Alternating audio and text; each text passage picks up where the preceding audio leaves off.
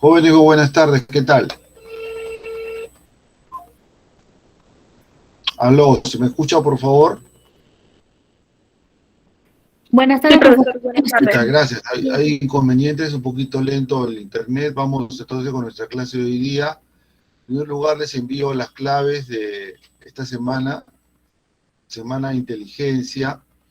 Muy buenas tardes, Norín, y a todos también. Vamos una vez a nuestra PPT para ubicarnos en la semana respectiva. Bien. Entonces, como podemos ver, tenemos el tema de inteligencia. Vamos a hablar hoy día principalmente de teorías de la inteligencia, justamente. Dos grupos de teorías. ¿Qué es lo que viene en el examen? Esos dos grupos de teorías, ¿no es cierto?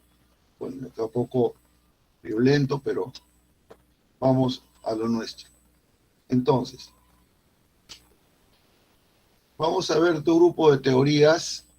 Primero vamos a ver la definición de inteligencia para luego pasar a ver dos grupos, teorías clásicas de la inteligencia, donde están la teoría de Spearman, Thurston y Cattell, son teorías clásicas o psicométricas, y el segundo grupo de teorías contemporáneas, donde están Piaget, Vygotsky, Robert Sternberg, Howard Gardner y Goleman, este último con la inteligencia emocional. Bien, nos decían acá, hay una pregunta que se hacen en una imagen un poco graciosa, pero nos podríamos preguntar nosotros diferente. ¿Somos inteligentes? Por supuesto que sí, dirán todos, efectivamente, pero ¿qué significa ser inteligente? ¿Y cómo saberlo de tal manera que podamos diferenciarlo de otros que también pueden ser inteligentes? Por ejemplo, hay alumnos que ingresan a una carrera y otros a otra carrera diferente. Los dos ingresan, son inteligentes. ¿Quién de los dos podría hacerlo más? Por ejemplo, vamos entonces a ver el tema de inteligencia. Primero su definición. En la parte inferior tenemos la que nos interesa en particular, porque es la que va a permitirnos reconocer por qué los dos grupos de teorías clásicas y teorías contemporáneas. Bueno, la inteligencia es un concepto o una teoría, pero ¿de dónde viene eso? Se plantea un concepto, o las ciencias proponen un concepto o una teoría para explicar algo. Desde las ciencias puede ser para explicar el porqué de los agujeros negros en el universo, porqué de las pandemias en la medicina, o el porqué del cambio climático. Las ciencias plantean explicaciones, o por qué personas más inteligentes que otras.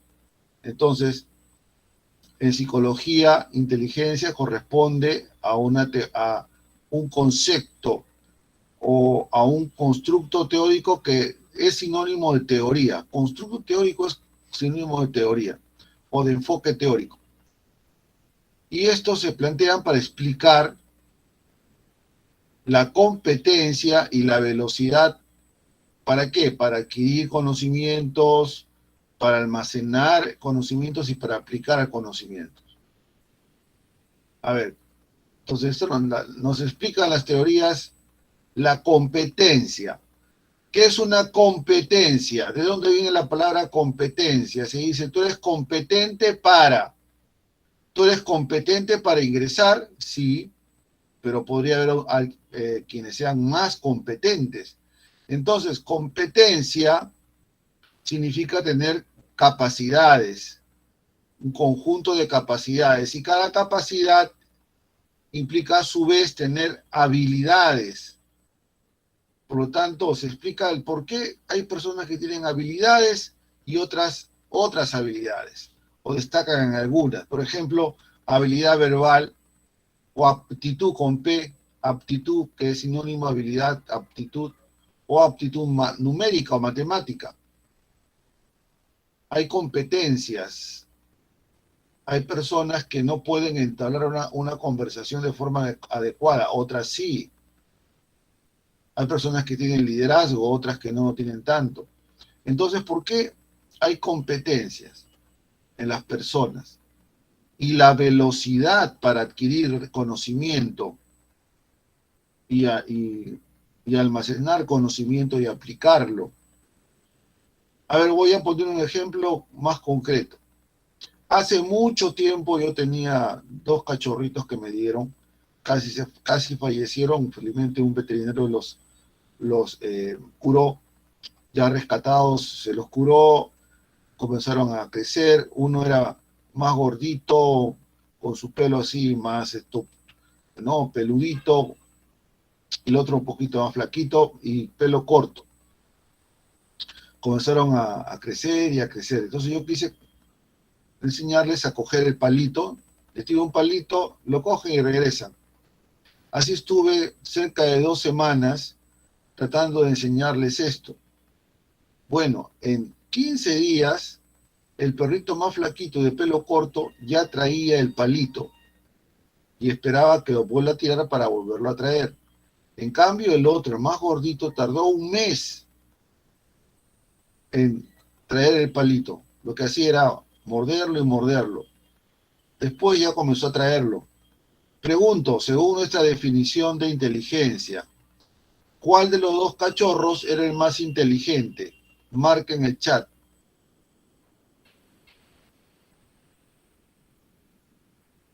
Aló, ¿pueden por favor marcar en el chat cuál de los 2 es más inteligente? Ah, el que aprendió, el más flaquito y el de pelo no cortito, aprendió primero. Fue más veloz para aprender. Ahora, pasando a otro ejemplo. Todos ustedes tienen el mismo, digamos, número de horas para prepararse. Los mismos cursos, el mismo material. La mayoría son los mismos profesores.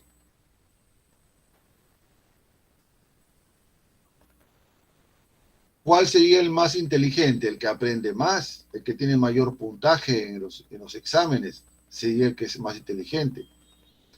Entonces, por ahí va la definición. No solo en la capacidad, en las habilidades, sino también en la velocidad para resolver los problemas, para memorizar, para aplicar los conocimientos. Y bien, el término lingüísticamente tiene sus raíces en inteligere. Inteligere es leer, pero seleccionando, leer entre líneas, o sea, leer, pero realmente entender qué se quiere decir con eso. No solamente el texto, sino qué significa realmente ese texto. O sea, elegir la mejor opción también sería, ¿no? El significado de inteligencia. Elegir, como en el examen, elegir la clave correcta. Elegir de 4 cuál es la correcta de cada pregunta. El que elige correctamente estaría usando inteligencia. Y hemos dicho de que hay 2 grandes grupos de inteligencias o de teorías de la inteligencia. Las teorías clásicas o psicométricas, donde está Binet, Spearman, Thurston y Cattell. Y las teorías contemporáneas, modernas y contemporáneas, donde están Piaget, Vygotsky, Sternberg, Gardner y Goleman. Vamos a ver que estos 2 grupos de teorías se diferencian por sus objetivos o intereses. El objetivo de las teorías clásicas o psicométricas, como su nombre lo dice, el interés era encontrar una medida, cómo medir la inteligencia, y crearon el instrumento y luego las formas de lograr esa medida. El instrumento será el test y la forma de medir serán las diferentes teorías. Pero a nivel contemporáneo aparecen otras teorías que tienen otro objetivo, otros intereses. Ahora interesa saber realmente cuál es la naturaleza de la inteligencia. ¿Por qué hay niños que son más inteligentes que otros? ¿O cómo hacer que algunos sean más inteligentes que otros? Eso lo podría saber si conozco realmente su naturaleza. Tenemos entonces acá dos grupos que vamos a revisar de teorías. Comenzamos por las teorías clásicas o psicométricas. El interés, ya lo hemos dicho, medir la inteligencia. Veamos. Comienza con Alfred Binet, francés. Creó el primer test de inteligencia, la escala de inteligencia infantil. A él se le plantea el problema de evaluar a los niños que tenían inconvenientes para mantenerse en la educación formal, o cómo saber quién debería ingresar a la educación especial, que en aquellos tiempos no era un colegio para niños especiales, hoy día inclusivos. Bueno, Binet logró plantear un test para poder determinar qué niños podrían, ¿no?, ir a la escuela especial.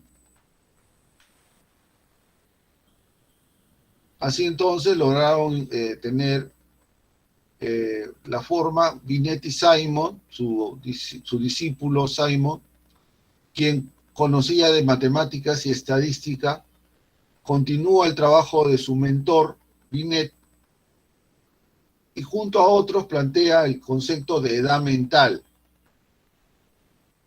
que es el resultado que se obtiene considerando los mismos problemas, pero en un grupo de edad determinado. Por ejemplo, todos los niños de 5 a 6 años, un tipo determinado de problemas. Entonces, todos los niños de esa edad, al ser evaluados de esa manera, podía determinarse la edad mental promedio de ese grupo de niños.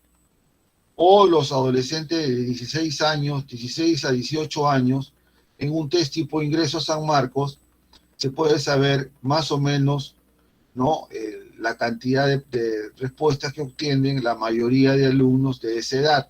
Sería su edad mental en ese grupo de niños, de adolescentes. Pero Simon y otros continuaron sus estudios aplicando estadísticas principalmente y crearon finalmente el concepto de coeficiente intelectual. Es Stern el que plantea la fórmula final, ¿no? Se precisa de que debe de considerarse entonces la edad mental, sin perder de vista la edad cronológica, puesto que en los niños un mes significa una diferencia importante en el rendimiento del coeficiente intelectual. Entonces ya desde Stanford Binet o de Stanford Simon se tiene el coeficiente intelectual bajo esta fórmula que permite finalmente lograr el objetivo de tener una forma de medida. Se tiene ya el instrumento, se tiene la forma de categorizar. Ahora finalmente se interpreta el resultado utilizando una curva de Gauss o curva estadística. La mitad, si acá estuviéramos dibujando la curva estadística, la mitad izquierda son los puntajes menores y la mitad derecha los puntajes mayores. Entonces, considerando la mitad izquierda, de la mitad hacia la izquierda tenemos del normal promedio al deficiente y del centro hacia la derecha, del normal promedio hasta el normal, muy superior o muy dotado. Entonces, un niño que tiene menos de 69 puntos en el coeficiente intelectual, que corresponde al 2,0% de la población, sería categorizado como deficiente mental. En el examen pueden preguntarme, ¿cuánto debe tener de coeficiente intelectual una persona para que tener un promedio, un puntaje promedio de inteligencia? ¿Qué marcas? Se marcaría entre 90 a 110. Un promedio de 100 sería un puntaje promedio. En cambio, más de 130, uno muy superior. Hoy día se llamaría a los que tienen mayor de 130 niños talentosos.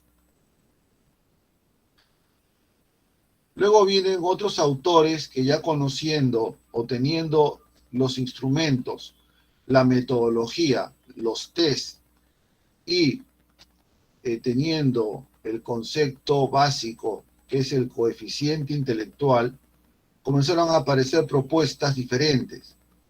Spearman decía de que el verdadero nivel intelectual, la verdadera capacidad intelectual, la da el factor G, que vendría a ser el resultado total en el test. Si hacemos una comparación un poco, digamos, general, pero correspondería, hacemos un ejemplo con el examen. ¿Cuál sería, y el examen y los puntajes obtenidos, cuál sería el factor G? El puntaje total que obtienen los alumnos. Ese sería tu verdadero rendimiento para ingreso. Para Spearman sería la verdadera inteligencia, el verdadero potencial intelectual. Pero tú podrías decir, profesor, pero yo en el examen he obtenido más puntos en habilidad verbal.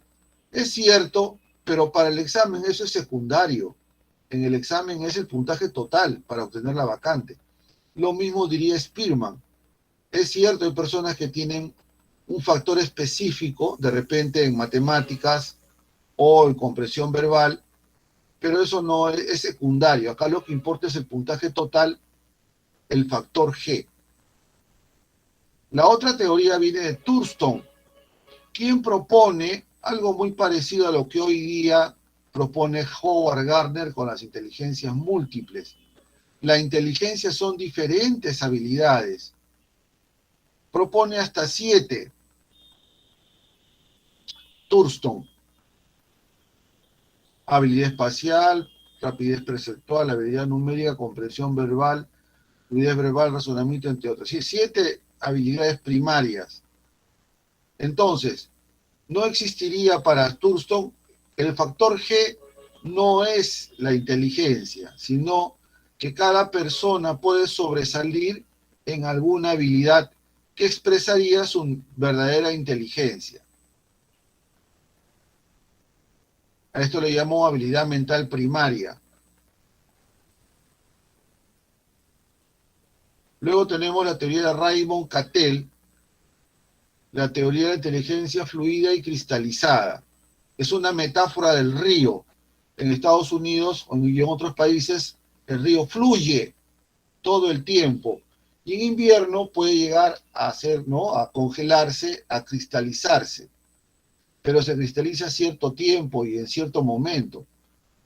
Todo el tiempo el río fluye. Por lo tanto, la inteligencia fluida corresponde a la verdadera inteligencia, en el sentido que es con la que nacemos, en el sentido biológico, la que le damos a nuestros padres es la inteligencia fluida y nos acompaña toda la vida.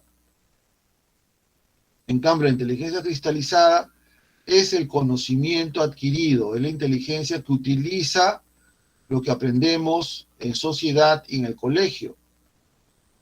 La inteligencia fluida, ¿no? Implica el razonamiento general, ¿no? Que no utiliza símbolos como los verbales o los matemáticos. Por lo tanto, ¿cómo se evalúa? se evalúa con problemas tipo psicotécnicos, donde solo se exige la capacidad de razonamiento.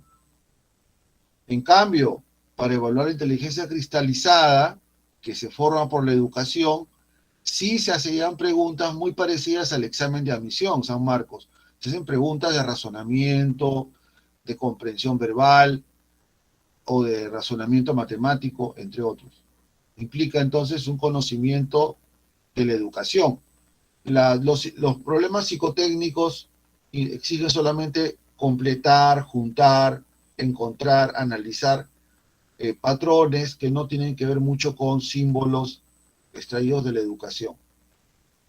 Entonces, esta inteligencia fluida nos permite adaptarnos a nuevas circunstancias y expresaría una agilidad para aprender y también aprender de las experiencias. Se desarrolla hasta los 20 años, o sea, hasta ingresar a la adultez, y luego se mantiene estable hasta aproximadamente ingresamos a la última etapa del desarrollo del adulto, y la podemos ver, como hemos dicho, cuando hacemos problemas psicotécnicos, armamos rompecabezas o encontramos soluciones generales, ¿no?, a los problemas. La inteligencia cristalizada, por otro lado, aumenta con la educación, con el aprendizaje, y un ejemplo de problema para evaluar la inteligencia cristalizada sería un problema de comprensión verbal o un problema de aptitud matemática. Teorías contemporáneas. ¿Qué vamos a ver aquí? En las teorías contemporáneas, el interés central es la naturaleza de la inteligencia. ¿Qué cosa es la inteligencia? Entonces se quiere estudiar, se estudia su desarrollo y su formación principalmente. Entonces vamos a ver qué teorías estarían en este grupo. La teoría con que se inician estas contemporáneas, tenemos a una que aparece en el siglo XX, en los años 50 del siglo XX, sería una teoría moderna de la inteligencia y agrupada ahora en el grupo de teorías contemporáneas. Piaget delinea, nos da el mapa, el recorrido por donde pasa toda persona, todo ser humano pasa por el mismo camino de desarrollo intelectual. Por eso Piaget sigue siendo citado en todos los libros de psicología del desarrollo cognitivo. Y su teoría sigue siendo influyente en lo que es la inteligencia. Entonces, ¿cuáles son las etapas del desarrollo que propone Piaget? Son 4. La primera está al centro, está el nombre y las características. La edad a la izquierda. Entonces, la inteligencia sensorio-motora o sensorio-motriz de 0 a 2 años, ¿no?, es la inteligencia que permite resolver problemas a través de la percepción y de movimientos. Por ejemplo, jalar, coger, alcanzar con un, con un palito, coger un objeto o usar un instrumento para generar otra cosa, usarlo como palanca, esconder objetos en una caja, luego sacarlos, esconderse, y el niño se puede esconder o quiere jugar a la escondida. Entonces, problemas sensorio-motores, ¿no? O por ejemplo, la película del bebé que se escapa de la casa y camina por la ciudad, es el niño que con la sensorio-motricidad logra evitar una serie de problemas que se presentan. Comienza cuando el niño imita de forma diferida y cuando puede comenzar a jugar. Y finalmente cuando comienza a manejar el lenguaje. Perdón, esto en la sensorio-motricidad sería con la permanencia del objeto.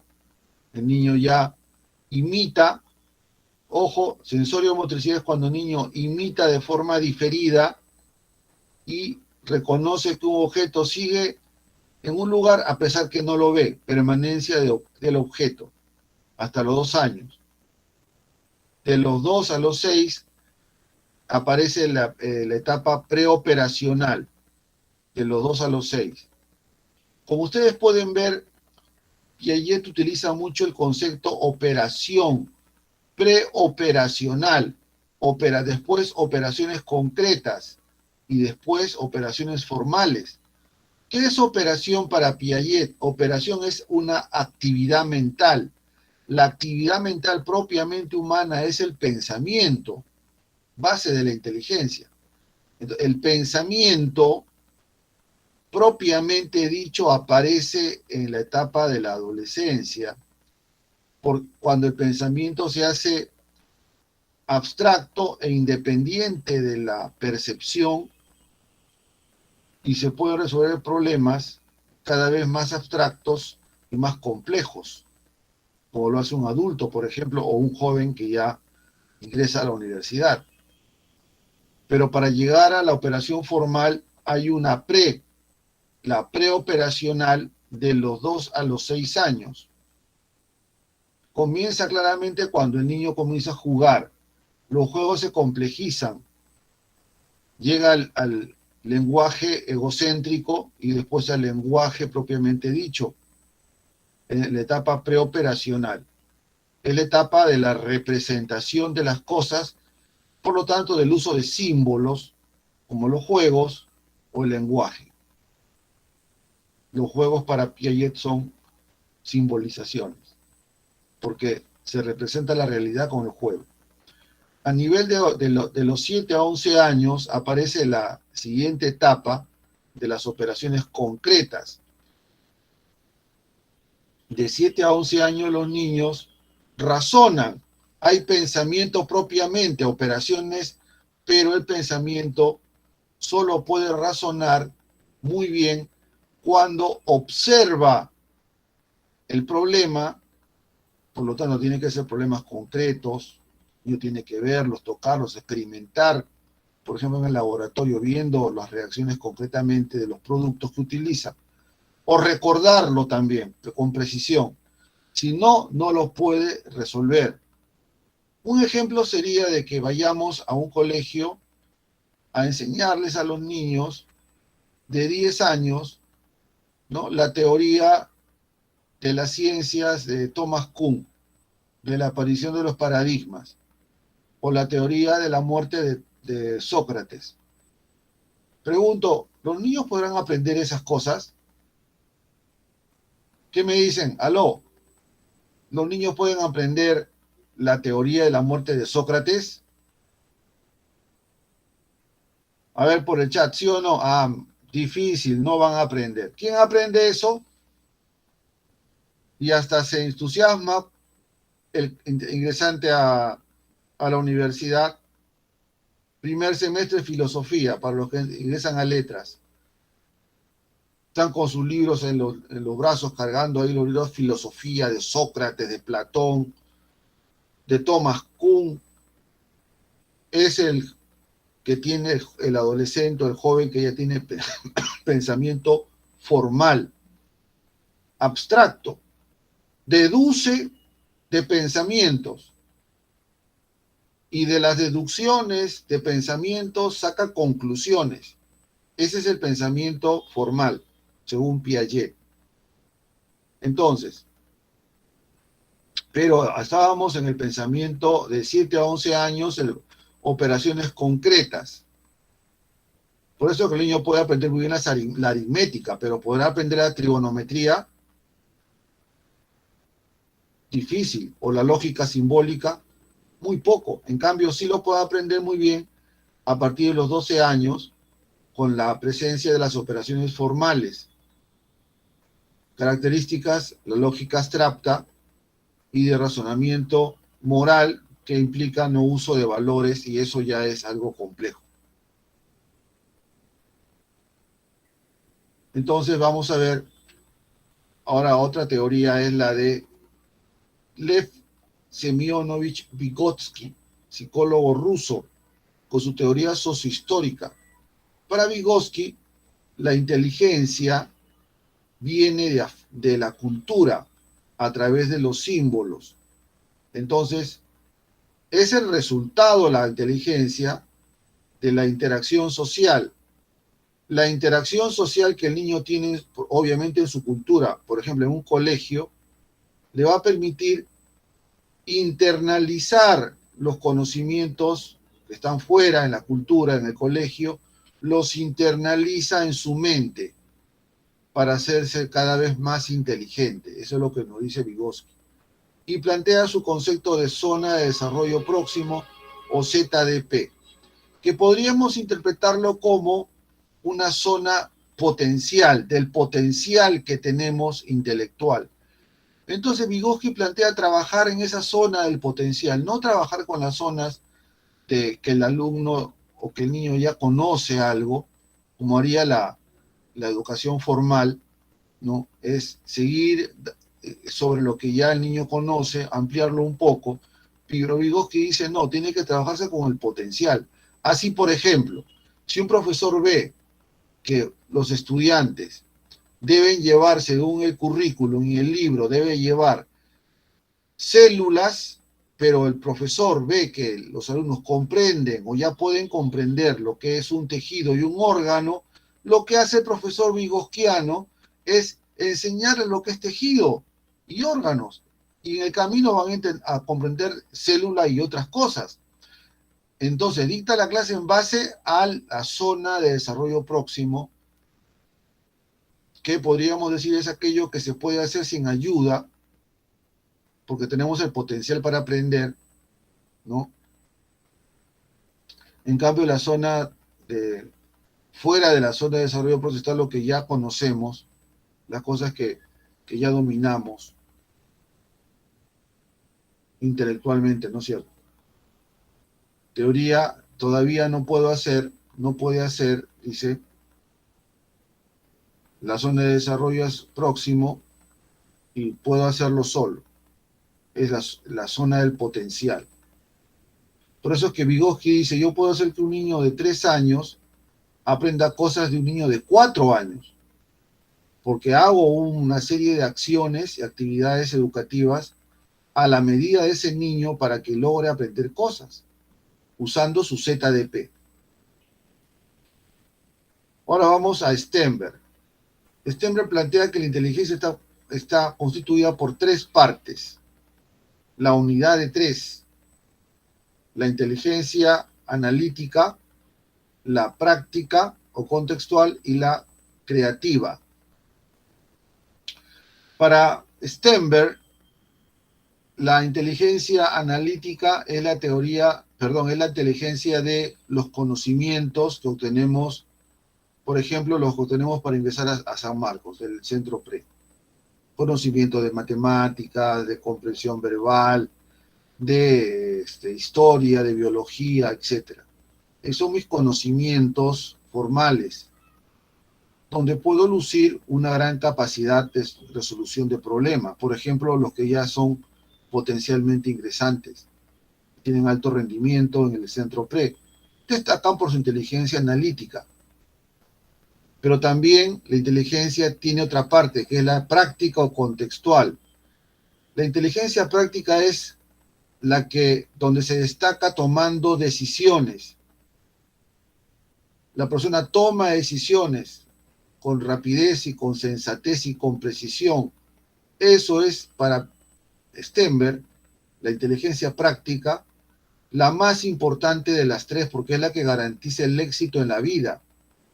Por ejemplo, a un alumno se le pide que no sabe dónde postular, tienes 3 meses para decidirte a dónde vas a ingresar.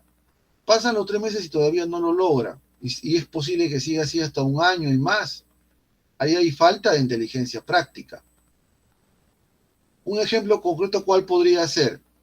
Cuando yo estudiaba ¿no es cierto?, en la Facultad de Letras, en el tercer piso, el salón era grande y podían entrar hasta 200 alumnos.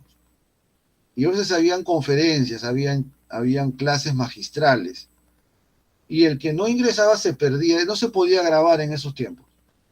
Entonces, cuando ya el salón estaba lleno o llegaba el profesor, nadie podía ingresar y la mayoría no ingresaba por vergüenza propia, porque se interrumpía al ponente. Muy pocos se atrevían, pasaban como agachaditos corriendo, ¿no?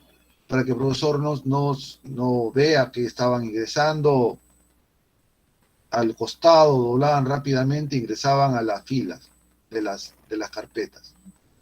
Pero habían alumnos que llegaban tarde y preferían, no hacían cola, abrían la puerta en un momento y rápido entraban por el costado, hacia el costado, y se metían a la escalera.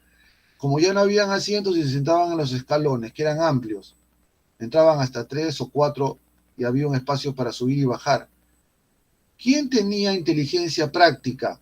¿Los que se quedaron afuera en la cola o los que ingresaban de todas maneras y escuchaban la clase? Es saberse adaptar a las circunstancias, buscando las soluciones más adecuadas. Es el que logra adaptarse, logra utilizar adecuadamente algo que tiene, y no otras opciones posibles, sino toma la decisión de considerar aquello que con lo que puede trabajar concretamente. Eso es tener inteligencia práctica. Insisto que para Stenberg es la más importante porque es la base del triunfo o el tener, ¿no?, una vida más bien exitosa. Pero también Stenberg introduce la creatividad a la inteligencia. Es el único autor que ha logrado algo que es completamente hoy día validado y se asume. La creatividad es parte de la inteligencia, es la inteligencia creativa que inventa, hace innovaciones, replanteamientos, reformulaciones o propiamente creando objetos nuevos o situaciones o teorías nuevas o otras cosas novedosas, que sí sería exactamente creativo. Pero entonces la inteligencia creativa es muy importante para Stenberg y forma parte de la inteligencia. 3 en 1, ahí su nombre, triárquico.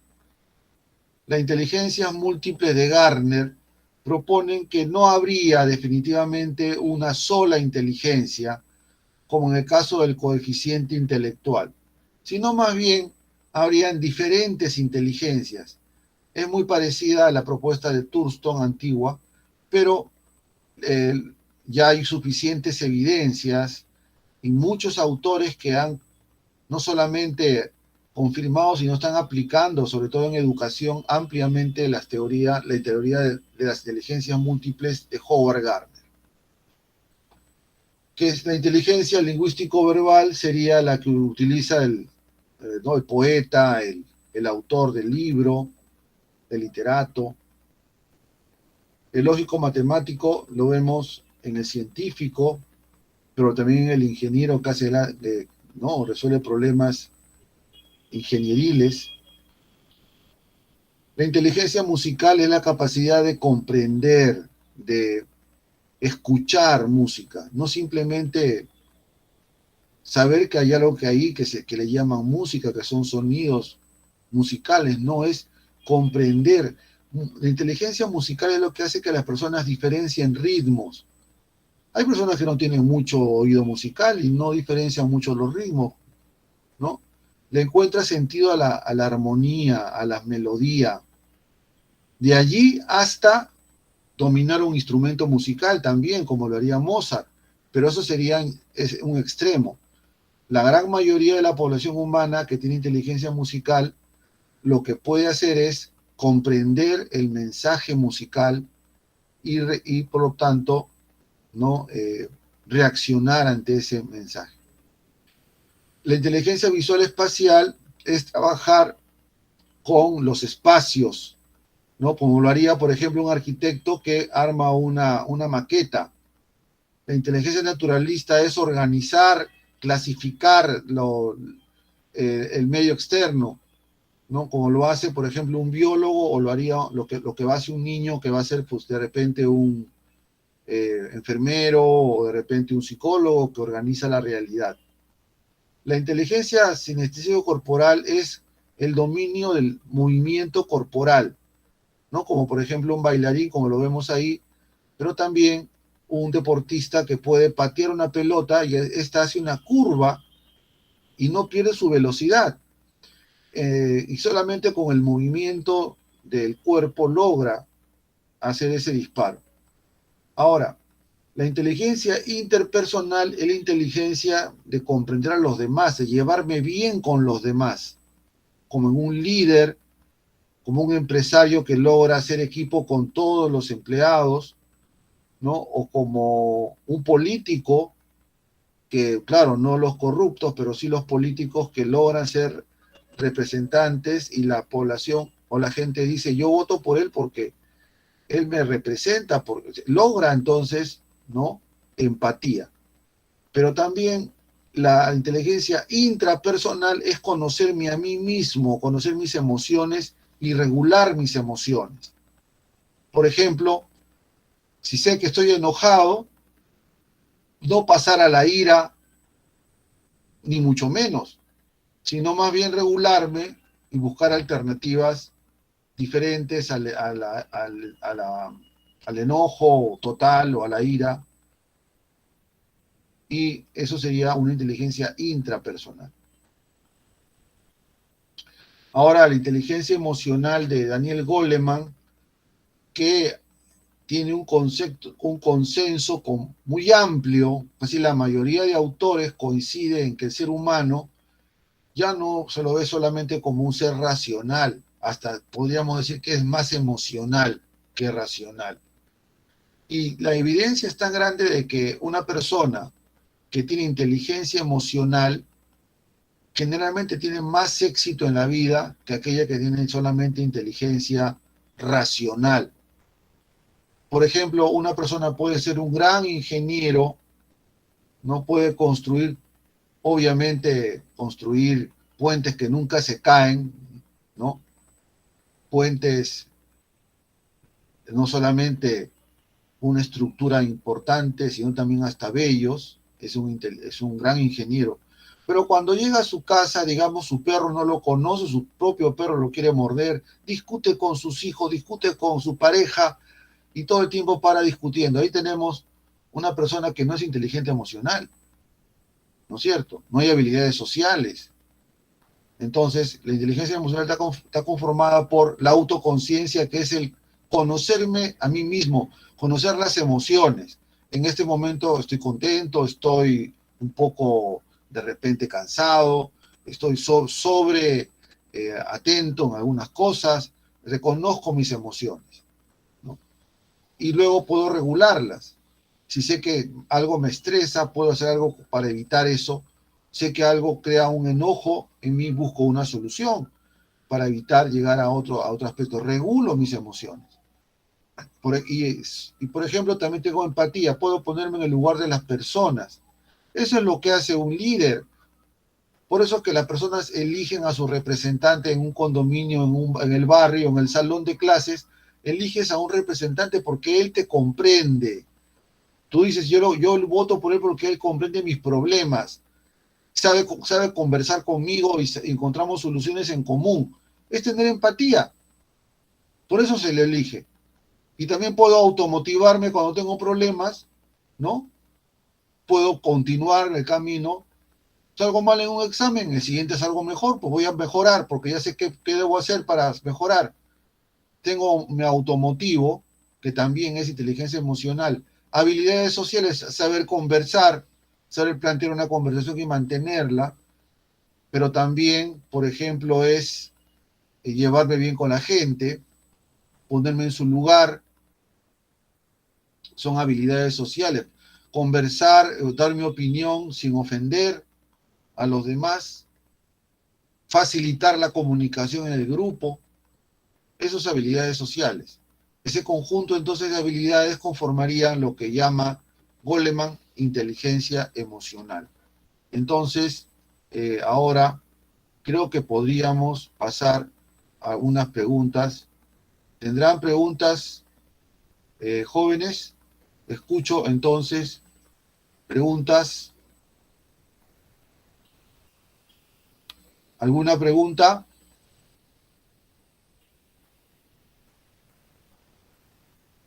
Aló, no hay preguntas, me dice el alumno. Un instante, voy a colocar las preguntas acá. A ver, ¿a dónde estás? Un ratito. Aquí está. Pregunta, vamos a ver.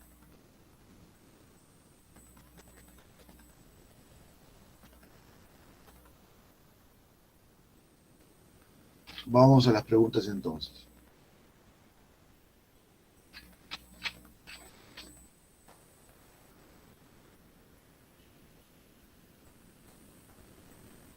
A propósito, les envié las preguntas, acá va.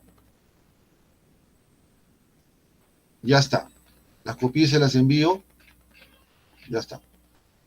Entonces, vamos a nuestro PPT otra vez.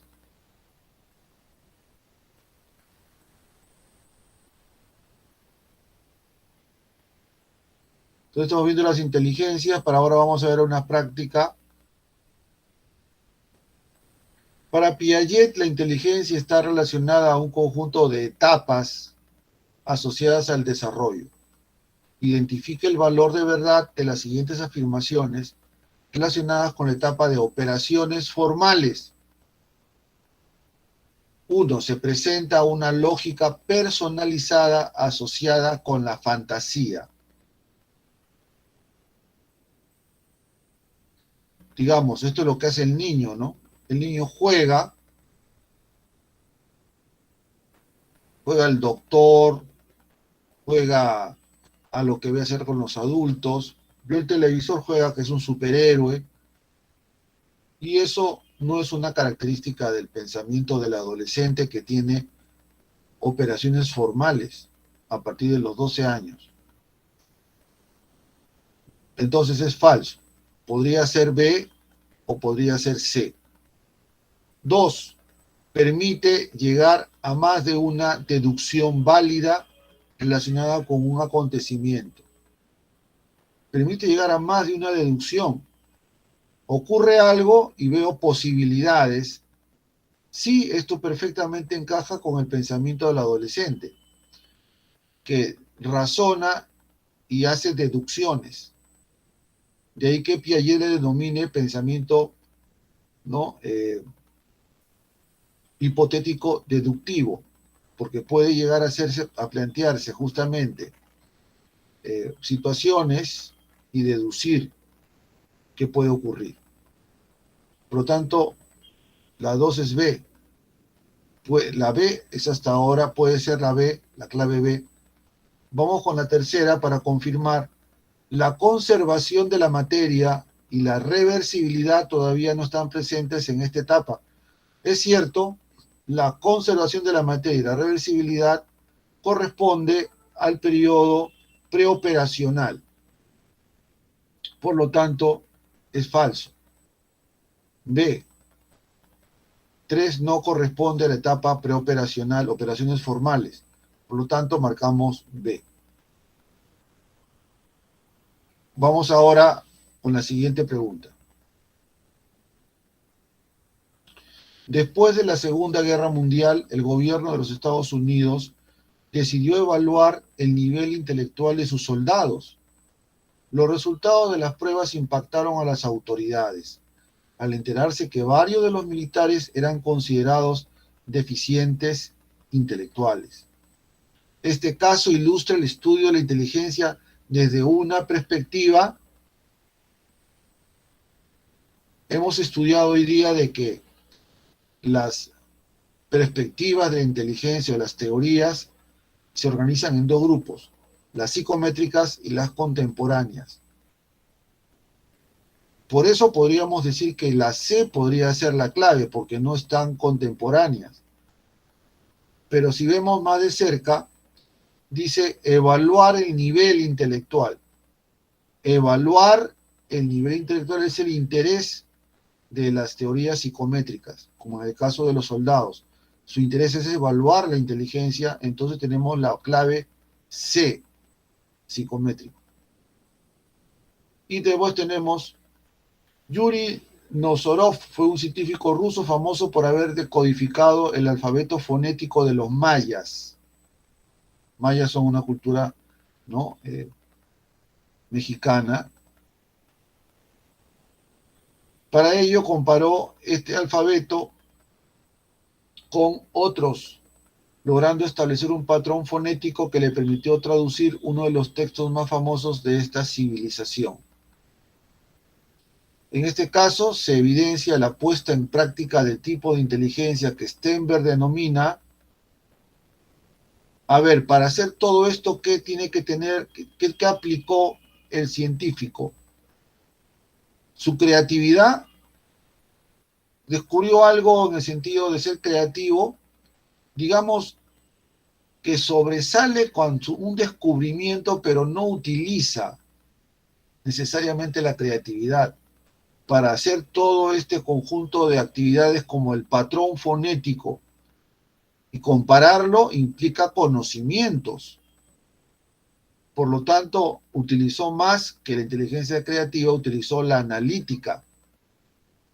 No hay tampoco inteligencia aquí creativa, por lo tanto, diríamos que el científico para hacer su descubrimiento utilizó más la inteligencia analítica, que es la de los conocimientos. Marcamos D. Muy bien. Hasta acá, jóvenes. Bueno, me dicen que no hay preguntas. Les sugiero que para las próximas oportunidades se animen a hacer preguntas. Anímense ahora, es la oportunidad, y no ya cuando pase la preparación. Bien, jóvenes, se nos fue el tiempo. Muchas gracias. Como siempre, un gusto pasar con ustedes esta hora de clases. Como siempre, a estudiar y nos vemos. Gracias a ustedes por su atención también.